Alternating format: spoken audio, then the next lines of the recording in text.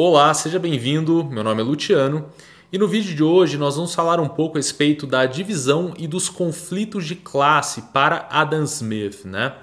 Só relembrando, Adam Smith foi um filósofo, e economista escocês do século XVIII e ficou muito famoso devido a duas grandes obras, né? A primeira delas é a Teoria dos Sentimentos Morais, de 1759, e a outra é a sua grande obra, a obra que o tornou famoso de fato, que é A Riqueza das Nações, de 1776, inclusive o mesmo ano da Revolução Americana. E nesse vídeo nós vamos falar um pouco a respeito das percepções de Smith a respeito da divisão e dos conflitos de classe no sistema econômico capitalista. Bom, na sociedade capitalista, observava Smith, as condições de propriedade determinam, é a base da divisão de classe. Isso pelo fato de que a condição de propriedade do indivíduo determina a sua fonte de renda, que por sua vez acaba determinando a sua posição social, a sua classe social. Dessa forma, para o autor, toda a produção anual de determinado país necessariamente dividia-se em três partes. E essas três partes são as três fontes de renda observáveis no sistema econômico. Uma parte se destinava aos aluguéis, que remunerava o uso da terra. Outra parte se destinava aos lucros, que remunera o capital da classe capitalista. E a outra parte se destina aos salários, que remunera a força de trabalho da classe trabalhadora. Para Smith, o trabalho é o único criador de valor, o único criador de riqueza. Dessa forma, o produto anual da terra ou do trabalho de qualquer nação só pode ser aumentado através do aumento do número de trabalhadores produtivos ou através do aumento da produtividade da força de trabalho. E aí você não tem a necessidade de aumentar o número de trabalhadores, mas sim a necessidade de aumentar a produtividade de cada trabalhador. Esse trabalhador tem que render mais.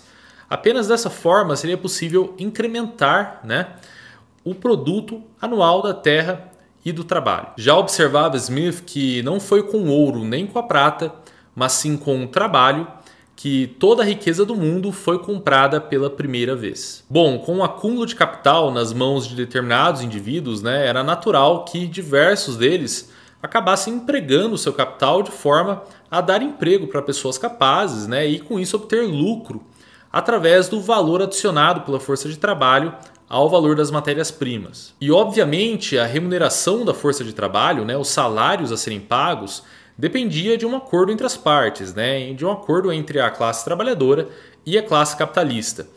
E só que, para o autor, os objetivos dessas classes eram completamente antagônicos, pelo fato de que, enquanto os primeiros buscavam receber o maior salário possível, os segundos buscavam pagar o mínimo possível à força de trabalho. Dessa forma, os primeiros se juntavam a maximizar os seus salários, ao passo que os segundos se juntavam para diminuí-los. Só que, obviamente, nesse choque de classes, nesse choque entre capitalistas e trabalhadores, havia uma assimetria muito grande de poder.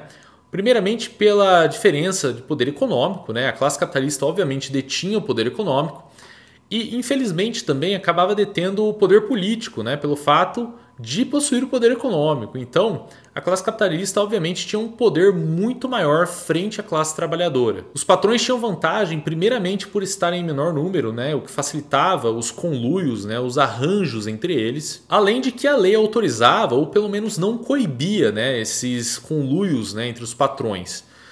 Ao contrário do que fazia com a classe trabalhadora. A lei caía em cima da classe trabalhadora, proibindo conluio entre os trabalhadores. Isso fazia com que, obviamente, o poder entre as duas classes fossem muito diferentes. O parlamento, obviamente, não tomava medidas contra o conluio dos capitalistas para baixarem o valor dos salários, mas tomava medidas contra o conluio dos trabalhadores para aumentá-los. E o poder econômico também, obviamente, pesava muito nessa disputa, justamente pelo fato de que a classe capitalista poderia aguentar muito mais tempo em uma disputa trabalhista, justamente pelo fato de que tinha capital acumulado e dessa forma poderia aguentar 1, 2 anos em uma disputa, sem empregar ao menos um operário. Já dentre os trabalhadores, eram poucos que poderiam subsistir durante uma semana, um mês, era algo muito difícil, quanto mais um ano sem trabalhar, era complicado, não era possível sobreviver um ano sem serviço. Os patrões estavam sempre em uma espécie de conluio tácito para não aumentar os salários dos trabalhadores E havia também, obviamente, combinações particulares buscando abaixar cada vez mais esses salários, né? E é claro que isso ocorria em segredo, né? Até que as medidas fossem postas em prática. Os conluios dos patrões, obviamente, não chegavam ao conhecimento público, né? Ao conhecimento de outras pessoas, mas sofria forte resistência da classe trabalhadora, né? Sofria devido às combinações defensivas dos trabalhadores. Essas, por sua vez, eram muito comentadas. Os trabalhadores, desesperados, obviamente, agiam com extravagância, né? Justamente por estar na pele de quem tem que morrer de fome ou assustar seus patrões por condições melhores, né? Para que aceitassem as suas exigências. Os patrões, né, por outro lado, a classe capitalista, recorria ao magistrado civil, né, como meio de coibir a classe trabalhadora, pedindo justamente o cumprimento, né, com severidade daquelas leis duras e rígidas que foram aprovadas contra a combinação de trabalhadores. Infelizmente, as combinações da classe trabalhadora geralmente não resultavam em nada, né? Não resultavam numa melhoria salarial ou das condições de trabalho, mas sim, né, resultava na punição severa de seus líderes. Bom, eu espero que vocês tenham gostado desse vídeo. Se você gostou, considere se inscrever aqui no canal, dê uma olhada em nosso conteúdo, nós temos muitos vídeos aqui. Até a próxima. Tchau!